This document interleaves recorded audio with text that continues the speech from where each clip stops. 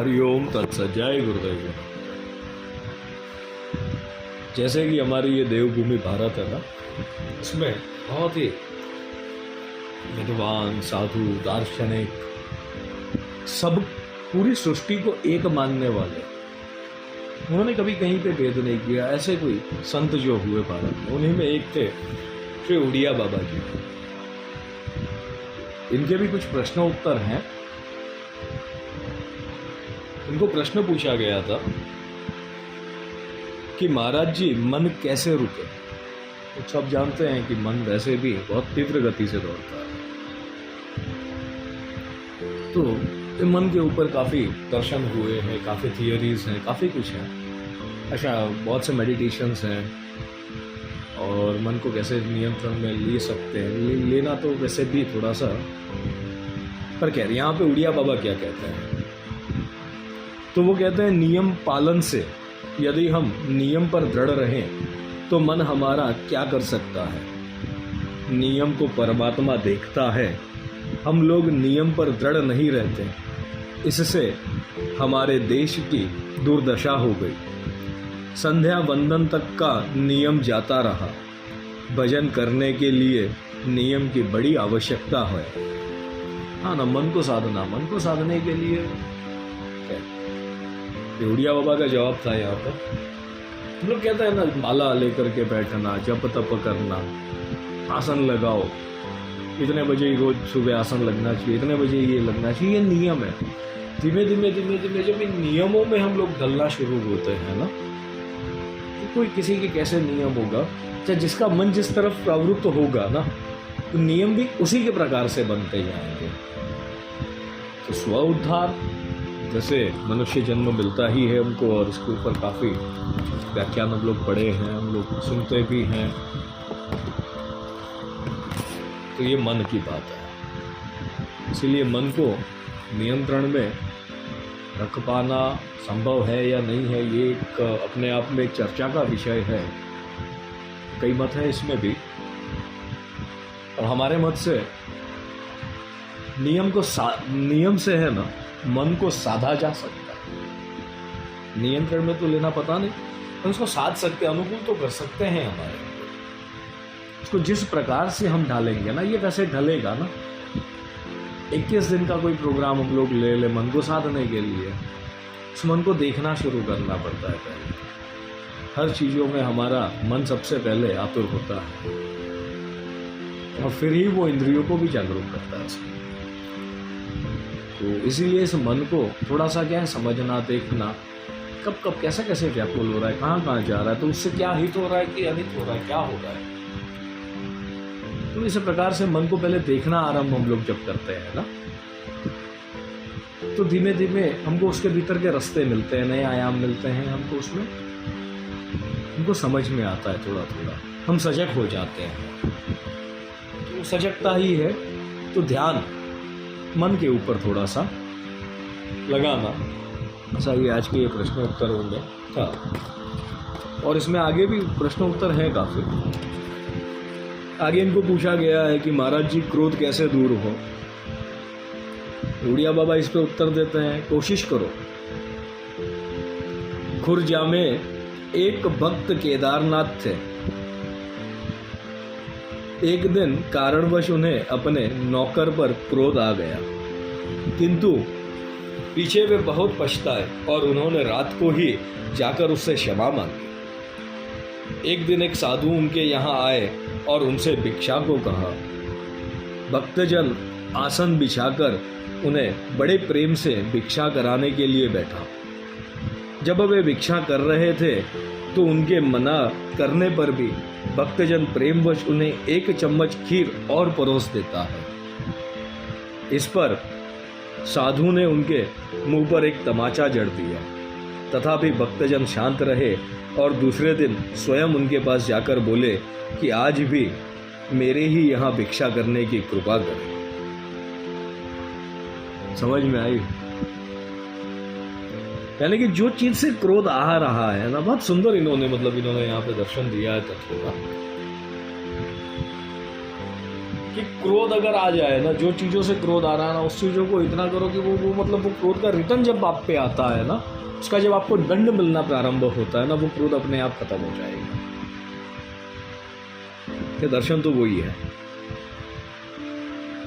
तो क्रोध जब भी हमको आता है तो उसके लिए दंड, जैसे हम हमेशा कहते हैं ना, हम कहते हैं तो लोग थोड़ा सा हाँ हंसते भी है कभी कभार।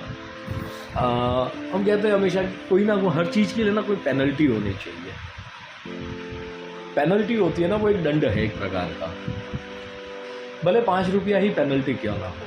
पहले होती थी ना, गांव में पंचायतें होती थी, दंड तो कुछ रुपया 1.25 रुपया ही होता था, पर वो गांव के बीच में आकर के भरना होता था।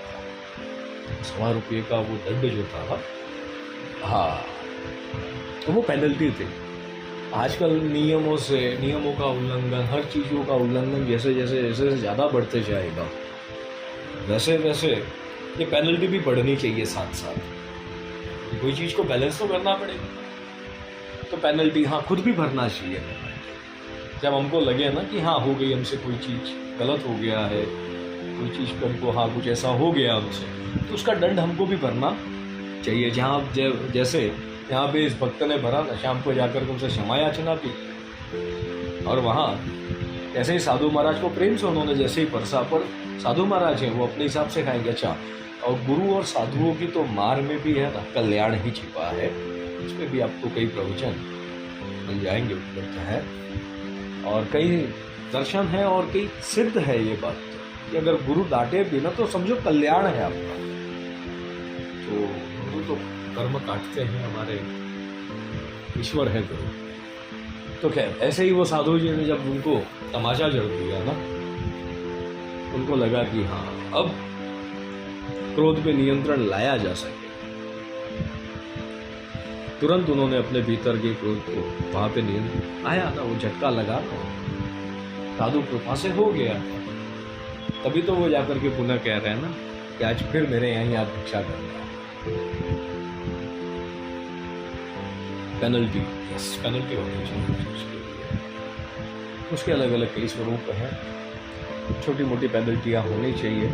पेनल्टी भरने से आदमी को याद रहता है कि पेनल्टी भरी है, और गलती करने से बचता है। कई लोगों ने विदाउट टिकट ट्रेन में कभी ट्रेवल करना पड़ा होगा या किया होगा, जैसे भी होगा, जो परिस्थिति में रहा हो, और जब जैसे वो किसी हमसे पेनल्टी लेते हैं ना, तो उसके बाद वो देखा है जैसे कि मतलब हाँ लोग वहाँ पे पश्चाताप भी करते हैं, बहुत ज़्यादा पैसा लग गया, थोड़ा ये नहीं करते तो शायद ऐसा हो जाता, वैसा हो जाता, वो मंथन पीछे करते हैं उसके। तो वो मंथन को हम सीख बना लेना वहाँ पे, तो वो भरी हुई पेनल्टी वसूल है। तो ऐसे ही क्रोध के ऊपर भी नियंत्रण लाया जा सकता है। अभ्यास, हर चीज के लिए अभ्यास का जरूरत है। जैसे कहा ना पहले कि मन को साधो तो क्रोध भी तो सज जाएगा। कैसे? तो नियम से, कोई चीज के नियम, कोई चीज की पेनल्टी, हर चीज की आवश्यकता है। यदि कोई अपने ऊपर अत्याचार करे तो फिर प्रश्न पूछा गया उनसे, तो उन्होंने उत्तर दिया है, अपने ऊपर अत्याचार होने पर भी सहन करे, तभी तो सहन शक्ति समझनी चाहिए। अंतर्यामी की प्रेरणा के बिना तो कुछ भी नहीं होता।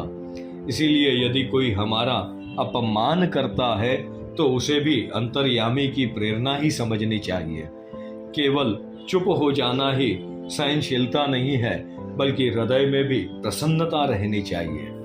जो अत्यंत सहनशील है वही ज्ञानी है। सबकी गाली और निंदा सहन करे और ऐसा समझे कि फूल बरस रहे हैं। दो महात्मा थे, वे कहीं जा रहे थे। रास्ते में एक बाग पड़ा, उसके आम किसी ने तोड़ लिए थे। माली ने जब उन्हें बाग के आगे से जाते देखा तो उन्हीं को चोर समझा, अतः उसने दोनों को खूब पीटा। महात्मा शांति पूर्वक सब सहते रहे, यही सच्चे साधु थे। वैसे ये उड़िया बाबा के आपको मिलेंगे काफी। पढ़ो, भारत के थोड़े से संतों को पढ़ो, उनके दर्शन को देखो, क्या कह रहे हैं किस चीज के ऊपर। वो बैठते, हमको लगता है कि साधु तो क्या बैठे हैं, तप में बैठे हैं, अपना भजन कर रहे हैं की बात है, और उनका जो ध्यान है ना वो परमात्मा में लगा हुआ है। और परमात्मा से ज्यादा परमार्थ में लगा होता है, वो परमार्थ का चिंतन करते हैं। हमको लगता है कि हम इनको कुछ कह रहे हैं, ये कुछ सुन रहे भी हैं या नहीं।